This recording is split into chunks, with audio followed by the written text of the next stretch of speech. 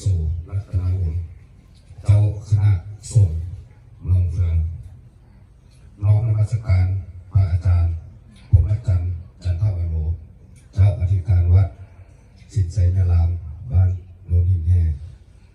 น้อมนมัสการพระเถระนุเถระขอเฮียนดาสหายในคณะประจำพรรคเมืองกรรมการพรรคเมืองหัวหน้าห้องการพร้อมด้วยเลขาพรรคบ้านนายบ้านเฒ่าแก่แนวโฮมบ้านโนนหินแห่ที่นับถือและนับแพงท่านขน้อยก็ได้รับการมอบหมายจากคณะนำของแขวงเพื่อให้เข้ามาร่วมเกี่ยวกับพิธีมาแจ้งเกี่ยวกับข้อตกลงของคันเทิงและก็ข้อตกลงของคณะกรรมการคันแขวงคันเมืองในการติดตามก่อสร้างวัดสิทธิไสยนารามบ้านโนนหินแห่ในมื้อนี้เช่นเพื่อประหยัดเวลาข้างน้อยสิขอเข้าเกี่ยวกับผ่านนิติกรรมของคันเทิงเกี่ยวกับ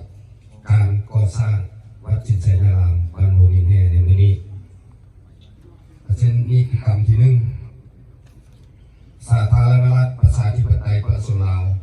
สันติภาพเอกราชประชาธิปไตยเอกภาพวัฒนถาวรข้อตกลงเลขที่63พัดนอยลงวันที่10 เดือน9 2019ว่าด้วยการอนุมัติให้ก่อสร้างพัทสิมาอีกตามมาตรา6ข้อที่13ของกฎหมายว่าด้วยรัฐบาลแห่งสปป.ลาว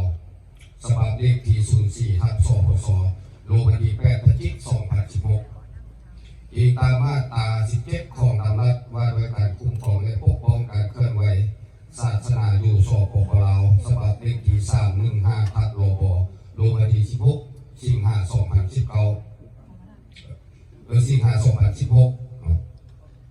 อีกตามหนังสือเสนอของกระทรวงภายในฉบับเลขที่315 พน.ลงวันที่30 สิงหาคม 2019นายกรัฐมนตรีตกลงมาตรา1อนุมัติให้ก่อสร้างพระธาตุสิมาจำนวน1 หลังที่วัดสิทธิไสยนารามบ้านโนนหินแห่เมืองเฟืองแขวงเหล็กจันทร์มาตรา2มอบให้กระทรวงภายในส่งพบกับศูนย์กลางแนวเราสังชาติและศูนย์กลางองค์การพุทธศาสนาสภาลาวแนะนำติดตามและกวดกาภาคส่วนที่เกี่ยวข้องจัดตั้งปฏิบัติข้อตกลงฉบับนี้ให้ได้รับผลเป็นอย่างดีมาตรา3ข้อตกลงฉบับนี้มีผลศักดิ์สิทธิ์นับแต่มือลงลายเซ็นเป็นต้นไปนายกรัฐมนตรีเซ็นและประทับตาทองลุนศรีสุริอันนั้นเป็นนิติกรรมที่1เนาะเป็นนายกเพื่อได้ตกลงให้สร้างพระธาตุสิมาอยู่วัดสิทธิไสยนารามบัดนี้สาธารณรัฐประชาธิปไตยประชาชนลาวสันติภาพเอกราชประชาธิปไตยเอกภาพวัฒนถาวรหนังสือยั่งยืนเลขที่2242 จขวจลงวันที่14 พฤศจิกายน 2019เกี่ยวกับการก่อสร้างวัดบ้านโนนหินแห่เมืองเฟืองแขวงเหล็กจันทร์อิงตามตำรัสฉบับเลขที่315/ลบลงวันที่16 เดือน8 2016ว่าด้วยคุ้มครองและปกป้องการเคลื่อนไหวศาสนาอยู่สปป.ลาวหมวดที่3มาตรา17อีกตามประวัติการก่อสร้างวัดบ้านโนนหินแห่เมืองเฟืองแขวงเหล็กจันทร์แม้ได้มีการก่อสร้างตั้งอย่างเป็นทางการแต่วันที่16 เดือน7 ปี 1999อีกตามการก่อสร้างวัดแม้เป็นเวลาโดนนานพอสมควรมาแล้วอีกตามการเสนอขององค์การปกครองบ้านก็คือพ่อแม่ประชาชนภายในบ้านโนนหินแห่เมืองเฟืองแขวงเหล็กจันทร์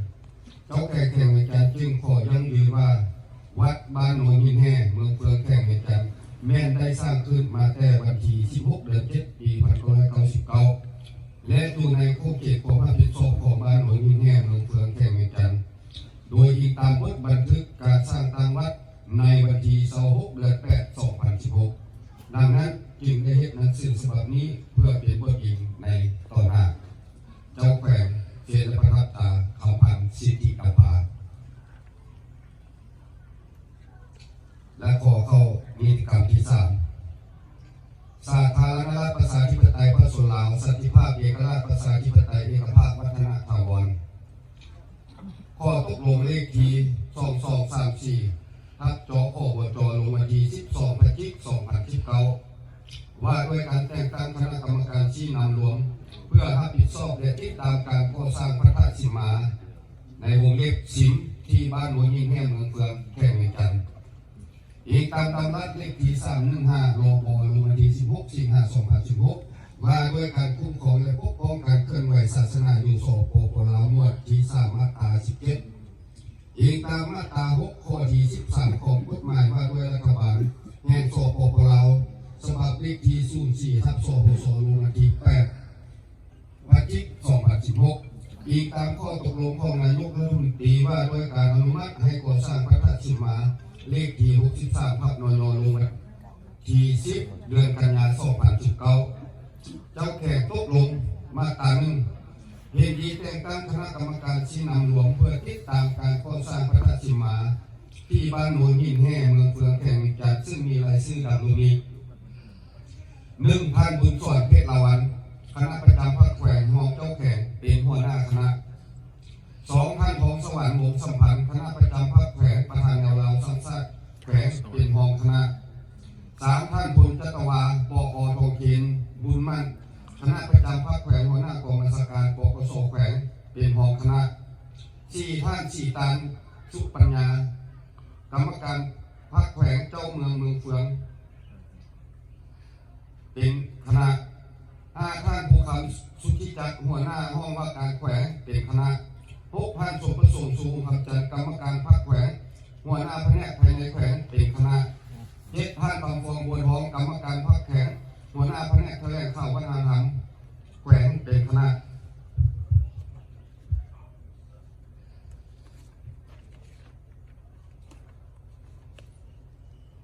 มาตรา 2ยินดีแต่งตั้งคณะวิชาการเพื่อติดตามการก่อสร้างพระธาตุสิมาที่บ้านโนนแง่เมืองเฟืองแข่งเวียงจันทร์ซึ่งมีรายชื่อดังนี้อันนี้เป็นคณะวิชาการเนาะผู้ติดตามตัวจริงเนาะ 1. ท่านกำราแสงวงของหัวหน้าแผนกภายในแขวงเป็นหัวหน้าคณะถือว่าเป็นข้าพเจ้าเองเนาะ 2. ท่านบุญจันทร์สิริพรหัวหน้าแขนงสนเผ่าศาสนาแนวเราสังสาแขวงเป็นรองคณะ 3. ท่านสมบุญพิมพ์มาสอนหัวหน้าแขนงวัฒนธรรมของแผนกแถลงข่าววัฒนธรรมและท่องเที่ยวแขกเป็นคณะ 4. ท่านพันตรีแสงจันทร์แก้วนครปกสแขวงเป็นคณะ 5. พนักงานวิชาการแขนงสนเผ่าศาสนาแผนกภายในแขวงเป็นคณะ 6. หัวหน้าห้องว่าการเมืองเฟืองเป็นคณะ 7. ประธานแนวเราสร้างชาติเมืองเฟืองเป็นคณะ 8. หัวหน้าห้องการภายในเมืองเฟืองเป็นคณะ 9. ท่านหัวหน้าห้องการแถลงข่าววัฒนธรรมท่องเที่ยวเมืองเฟืองเป็นคณะ 10. หัวหน้ากองบัญชาการปกสเมืองเฟืองเป็นคณะมาตรา 3. บรรดาท่านที่ถูกแต่งตั้งที่มีรายชื่อข้างถึงและการจัดตั้งทุกภาคส่วนที่เกี่ยวข้องตรงรับรู้และพร้อมการจัดตั้งปฏิบัติตามข้อตกลงฉบับนี้อย่างเข้มงวดมาตรา 4 ข้อตกลงฉบับนี้มีผลศักดิ์สิทธิ์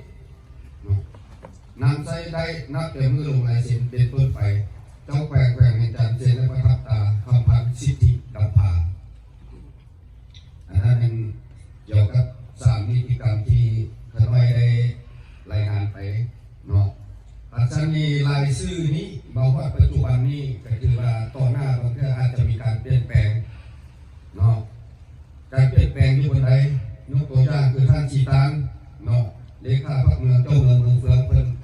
คือเข้าบำนาญแล้วได้ประกาศแล้วให้เพิ่นพักผ่อนเข้าบำนาญและท่านส่งประสงค์สูงคำจันทร์หัวหน้าแผนกภายในแขวงนี้ได้ย้ายหน้าที่แล้วเพิ่นไปเป็นได้ประกาศแล้วเนาะได้รับหน้าที่แล้วเพิ่นย้ายไปเป็นเจ้าเมืองเฟืองอีกแล้วไปเจ้าเมืองพุนพงแล้วนี่